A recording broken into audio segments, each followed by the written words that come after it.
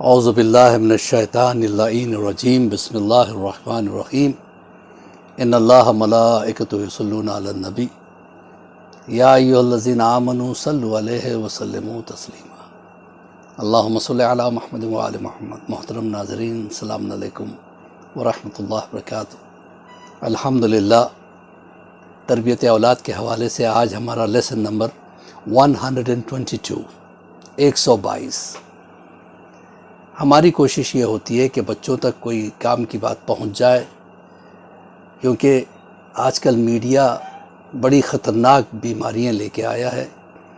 اس میں کم ہی بچوں کو توفیق ملتی ہے کہ دینی چیزوں کو دیکھیں، لہٰذا والدین کے لیے ضروری ہے کہ ایسے چھوٹے چھوٹے کلپ جو ہم جاری کرتے ہیں یا اس جیسے اور بھی کلپ جو علماء اور خطبہ، مولوی حضرات اور جو ہے نا معزز لوگ جو اس کو فارورڈ کرتے ہیں، اس کو دیکھنا بھی ضروری ہے، کیونکہ آج ہمارے پاس اتنا ٹائم نہیں ہے کہ ہم کتابیں پڑھیں، ہمارے بچوں کے پاس اتنا وقت نہیں ہے کہ کتابیں پڑھیں، تو کم سے کم ایسی چیزوں کو دیکھیں جس سے ہدایت ملے، جس سے تبلیغ ملتی رہے۔ رمضان کا مقصد کیا؟ اللہ بغیر مقصد کے کوئی چیز نہیں کرتا۔ خود خدا فرماتا ہے کہ رمضان کے روزے ہم نے تم پہ اس لیے فرض کیے ہیں تاکہ تم تقوی اختیار کرنے والوں میں سے ہو جاؤ، لعلکم تتقون، تاکہ تم تقوی اختیار کرنے والوں میں سے ہو جاؤ۔ تقوی اختیار کرو۔ تقوی کیا ہے؟ حرام سے بچنا، حلال چیزیں کرنا، جھوٹ نہیں بولنا، حسد نہیں کرنا، غیبت نہیں کرنا۔ یہ چیزیں شیطان کے حربے ہیں۔ شیطان چونکہ رمضان میں مقید ہوتا ہے، لہٰذا مومن جو ہے نا اس کے ان حملوں سے بچ جاتا ہے۔ البتہ اس کا نفس بھی ہے جو اس کو بہکاتا رہتا ہے، اس پہ کنٹرول کرنا بھی ضروری ہے۔ تو تقوی صرف رمضان کا نہیں ہے، ایسا متقی پرہیزگار بن کے ہم رمضان میں رہیں تاکہ اس کا اثر بعد میں بھی چلتا رہے۔ جب ایک مہینہ انسان یہ چیزیں کرتا ہے تو پھر اس کو عادت سی ہو جاتی ہے اور اسے عبادت میں مزہ آنے لگتا ہے۔ تو وہ کون سی عبادتیں؟ دیکھیے، رمضان میں نے ابھی کہا تھا کہ تقوی صرف رمضان کے لیے نہیں ہے۔ میں افریقن کنٹریز میں کافی رہا،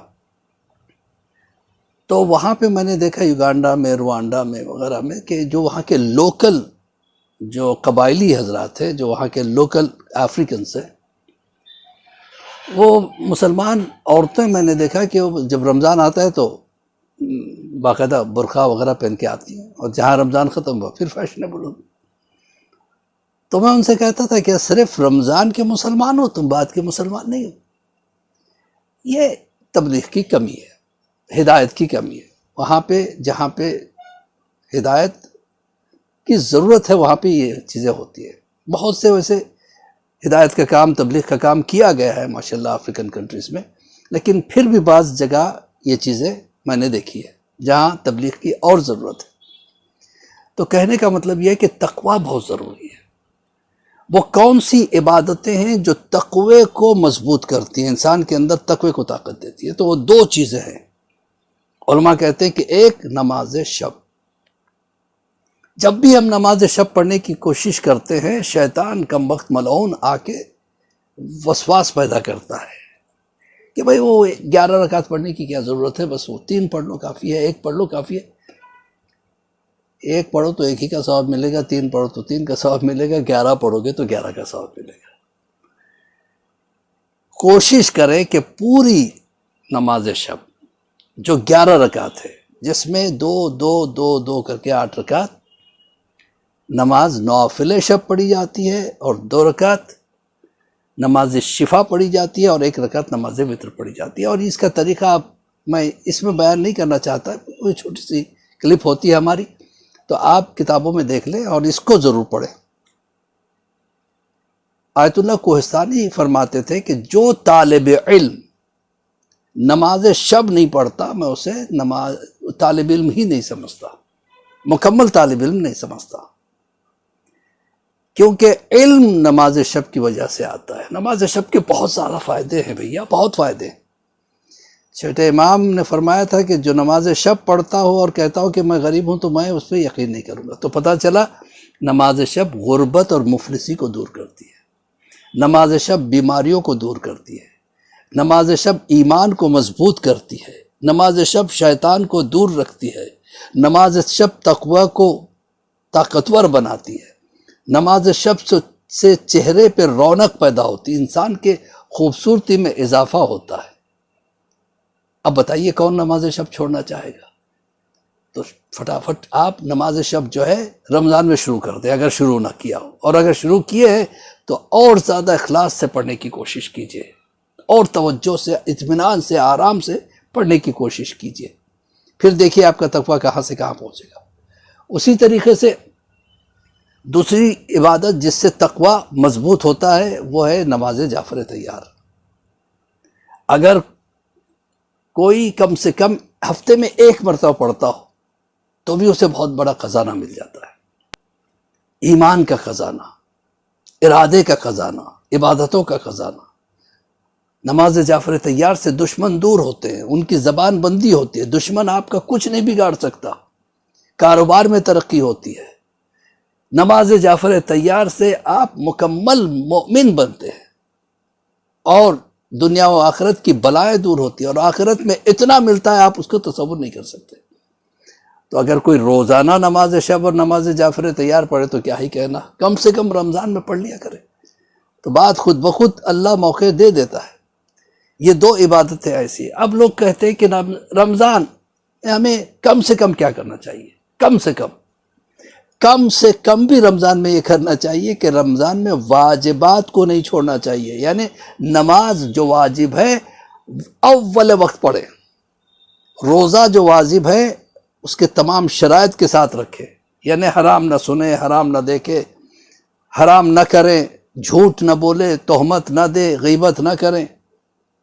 ٹھیک ہے، یہ کم سے کم. اب زیادہ سے زیادہ کیا کرنا چاہیے؟ کچھ لوگ پوچھتے ہیں کہ زیادہ سے زیادہ ہمیں کیا کرنا چاہیے. زیادہ سے زیادہ یہ کرنا چاہیے کہ جتنا عبادت آپ کر سکے کریں. رمضان میں 1 گھنٹہ کم سے کم جو ہے نا قرآن کو دیں، قرآن پڑھیں. 1 گھنٹہ کم سے کم تفسیر کو دیں. ٹائم مینجمنٹ ہونا ضروری ہے رمضان میں.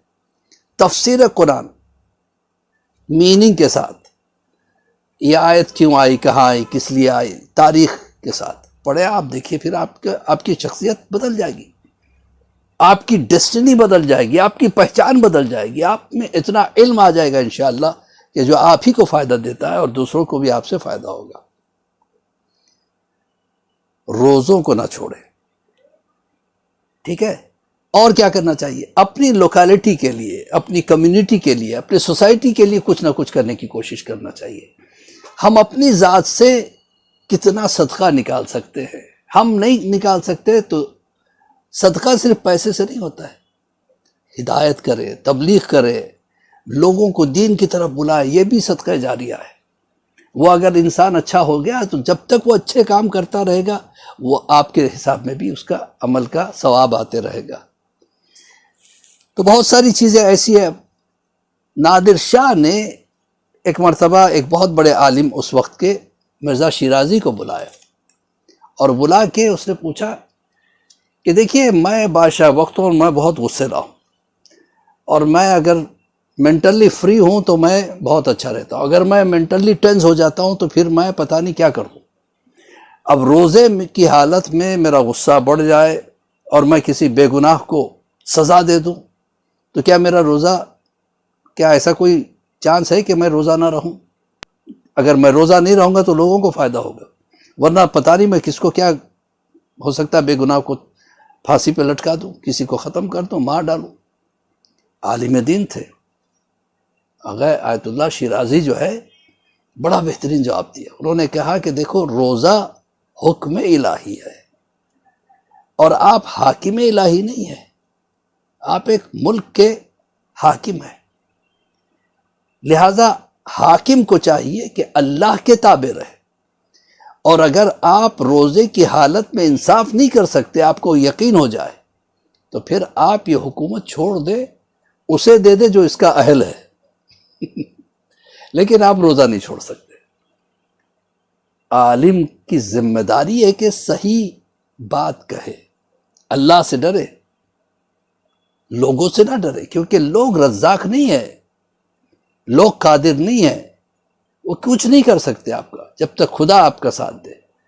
تو بہرحال یہ چیزیں تھیں جو بتانی ضروری تھی۔ انشاءاللہ ماہ رمضان میں ماہ رمضان کے متعلق باتیں ہوں گی انشاءاللہ۔ پھر ہم ملیں گے اگلے سنڈے۔ اس وقت تک کے لیے مولوی عباس علی خوئی کو اجازت دیجیے، اور میں دعا کرتا ہوں کہ پروردگار بحق زہرا و بیہا و بالوہا بنوا ہمارے گناہ کبیرہ و صغیرہ کو معاف فرما دے۔ پروردگار تو کریم ہے، علی کل شیء قدیر ہے، ہمیں توفیق دے کہ ہم روزوں کو ایسے ادا کرے جیسے ادا کرنے کا حق ہے۔ امام زمانہ کے ظہور میں تعجیل عطا فرما پروردگار بحق زہرا بیہا بالوہا بنوا، ہمارے بچوں کو نیک اور صالح بنا پروردگار، ہمیں ایسا بنا دے جیسے امام چاہتے ہیں، اور ہمیں توفیق دے بالخصوص اس ماہ رمضان میں زیادہ سے زیادہ ہم لوگوں کی مدد کر سکے، لوگوں کو فائدہ دے سکے۔ اگر دولت سے فائدہ نہیں دے سکتے ہیں تو ہدایت سے فائدہ دے سکے۔ اسی کے ساتھ آپ سے گزارش ہے کہ اگر آپ نے چینل کو سبسکرائب نہیں کیا تو کر لیں، اور کلپ کو ضرور آگے بڑھائیے گا اور ثواب جاریہ میں شریک ہو جائیے گا۔ فقط والسلام ورحمۃ اللہ وبرکاتہ۔